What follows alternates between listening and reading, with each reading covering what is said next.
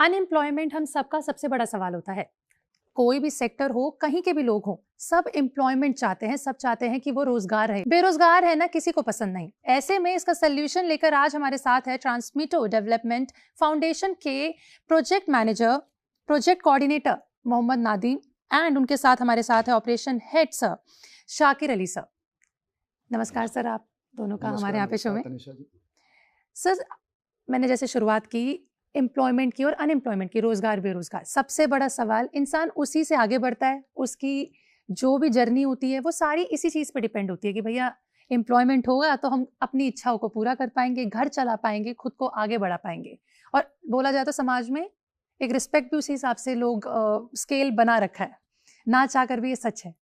तो आप लोगों ने इस ऑर्गेनाइजेशन का, जो आपकी ऑर्गेनाइजेशन है, आपने इसके पीछे की क्या हिस्ट्री है और बाय एम्प्लॉयमेंट आपने एम्प्लॉयमेंट पे ही क्यों ध्यान दिया, इसके बारे में थोड़ा हमें बताइए। दरअसल तनिषा जी, मैं आपको बता दूं, और ये बात जग जाहिर है, सभी लोग जानते हैं कि नौकरियां उतनी नहीं हैं जितनी आप सोच रहे हो, और उससे ज़्यादा बेरोजगारी है। तो सबसे बेहतरीन तरीका है सेल्फ एम्प्लॉयमेंट, यानी कि स्वरोजगार। आप खुद टेक्निकली साउंड नहीं है, कुछ आपको आता नहीं है, तो फिर स्वरोजगार की प्राप्ति कैसे होगी? चाहते हैं आप लोग कौन कौन से सेक्टर्स को कवर अप करते हैं, आप लोग कौन से सेक्टर्स को टारगेट करते हैं, आपकी टारगेट ऑडियंस क्या है? क्योंकि बेरोजगार तो बहुत सभी सेक्टर में लोग हैं।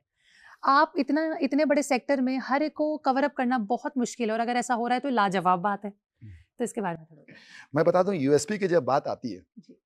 तो देखिए, एक चीज़, जब स्वरोजगार की बात आएगी ना, सेल्फ एम्प्लॉयमेंट की, तो बाजार की बात आएगी। क्योंकि आप कोई भी चीज़ बनाते हो, तैयार करते हो, तो उसकी बिक्री भी तो होनी चाहिए, बाजार भी तो होना चाहिए। तो जब तक बाजार नहीं, तो फिर आपका बनाया हुआ सामान की कोई कीमत और वैल्यू ही नहीं, वो तो घर में पड़े रह जाएंगे। बल्कि कोई अगर ऐसा चाहता है कि मैं मेडिकल का प्रिपरेशन करना चाहता हूँ, या मैं इंजीनियर बनना चाहता हूँ, मैं आईएएस ऑफिसर बनना चाहता हूँ, आप क्या करना चाहते हो, आप वो बताओ। हम लोग उनको उनकी प्रतिभाओं के हिसाब से उनको आगे बढ़ा रहे हैं, और उनको उस सेक्टर में उनका सेल्फ एम्प्लॉयमेंट या एम्प्लॉयमेंट जनरेट कर रहे हैं। लेकिन सर, किसानों के लिए पूंजी का क्या, वो कहाँ से आप बहुत ही अच्छा सवाल है।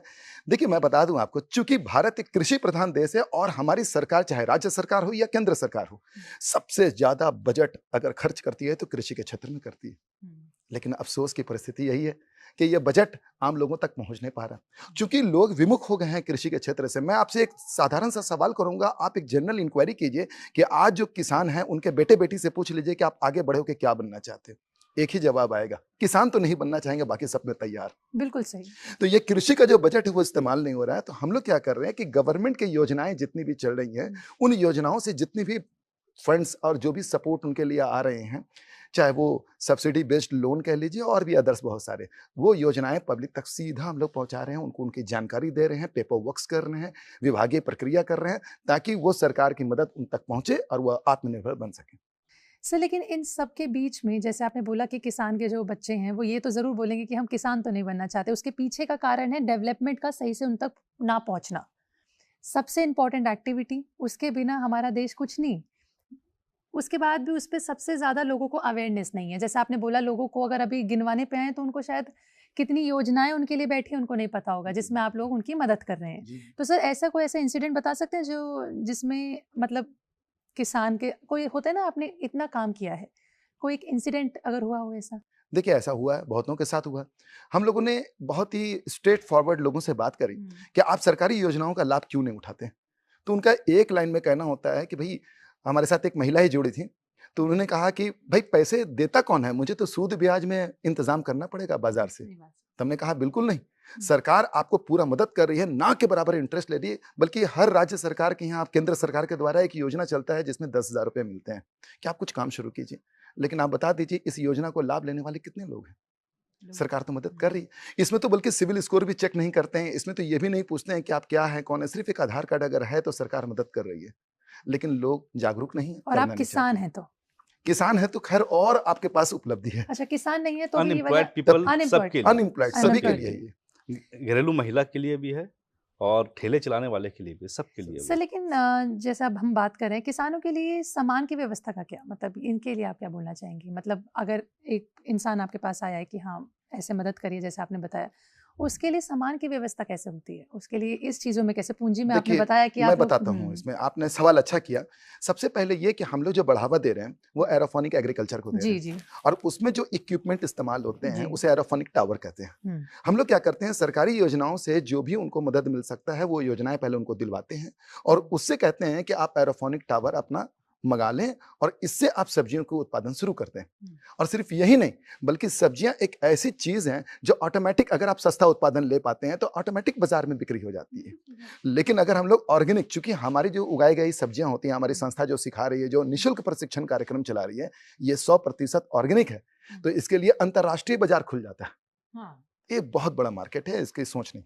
अगर सिर्फ और सिर्फ बात किया जाए कि कितने गरीबों को, कितने बेरोजगारों को हमारी संस्था ने मदद किया है, तो करीबन ये फिगर 1,25,000 के आसपास। अच्छा, बोल सकते हैं, क्योंकि ये तो 1,25,000 सर चल ही रहा है। ये मैं इसके बारे में बताता हूँ कि अब तक अगर हमने जी। सेल्फ एम्प्लॉयमेंट के लिए हम्म। कितने लोगों का मदद किया है। देखिए, अंशदान दे सकते हैं, उनको तो बैठा के बहुत सारे नहीं दे सकते, जी। क्योंकि हर किसी की अपनी कैपेसिटी होती है। हम्म।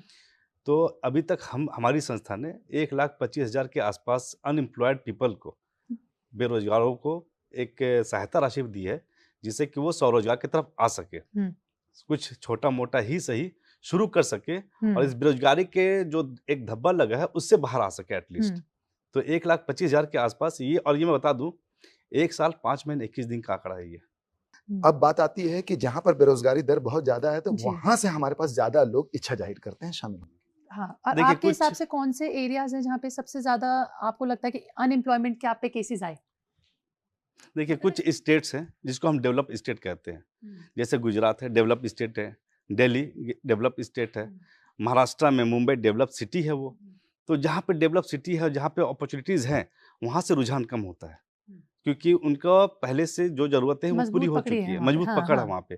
लेकिन अगर हम बात करते हैं जहाँ पे बेरोजगारी दर ज़्यादा है, जैसे हमारा झारखंड, बिहार, वेस्ट बंगाल, गुजरात, उड़ीसा, असम, छत्तीसगढ़, मध्य प्रदेश, ये सारे स्टेट्स में हमारी जो सदस्य हैं, हमारी संस्था से जो जुड़े हुए लोग हैं, जो बेरोजगार युवा हैं, वो ज़्यादा आते हैं हमारी ऑर्गेनाइजेशंस में। ऐसे हम देखेंगे तो हम अंडमान में भी हैं, हमारे सदस्य अंडमान में भी हैं, हमारे सदस्य जम्मू कश्मीर में भी हैं। हमारी ऑर्गेनाइजेशन हर एक स्टेट में है जहाँ पे वो कार्य कर रही है, कहीं पे कम, बाकी नहीं जहाँ पर हम। हाँ, कहीं पे कम और कहीं पे ज़्यादा, लेकिन हमारी पकड़, हमारी मौजूदगी हर एक राज्य में है, और इस चीज़ को हम बढ़ा के हर एक ब्लॉक स्तर पे जाना चाह रहे हैं। मुझे लगता है कि जो सबसे बड़ा मुद्दा बेरोजगारी खत्म नहीं होने का, आज भी हमारी युवा सबसे ज़्यादा सरकारी नौकरी के पीछे भाग रही है। कि मुझे सरकार, अगर आप बिहार जाइए तो किसान का बेटा आईएएस बनना चाहता है, अगर आप दूसरे राज्यों में जाइए तो वहाँ भी वो सरकारी नौकरी के पीछे जा रहे हैं, उत्तराखंड जाइए तो वहाँ के बच्चे मिलिट्री में जाना चाहते हैं। लेकिन हकीकत ये है, 140 करोड़ की आबादी में हर एक को सरकारी नौकरी नहीं मिल सकता, ये नामुमकिन है। सरकारें आएंगी, सरकारें जाएंगी, कोई भी सरकार इतनी ज़्यादा बड़े पॉपुलेशन को सरकारी नौकरी हर किसी को नहीं दे सकती। तो कहीं ना कहीं हमारा एक पड़ोसी देश है, उसने क्या किया, नौकरी के पीछे बजाय उसने स्वरोजगार पे ध्यान दिया। अगर आज एक छोटा सा पीठ खुजलाने वाला एक पंजा आता है, हमने देखा प्लास्टिक का, वो भी चाइना का बना होता है, एक छोटा सा टॉय चाइना का बना होता है, वो क्या कर रहे हैं, स्वरोजगार पे ध्यान दिया, मैन्युफैक्चरिंग पे ध्यान दिया।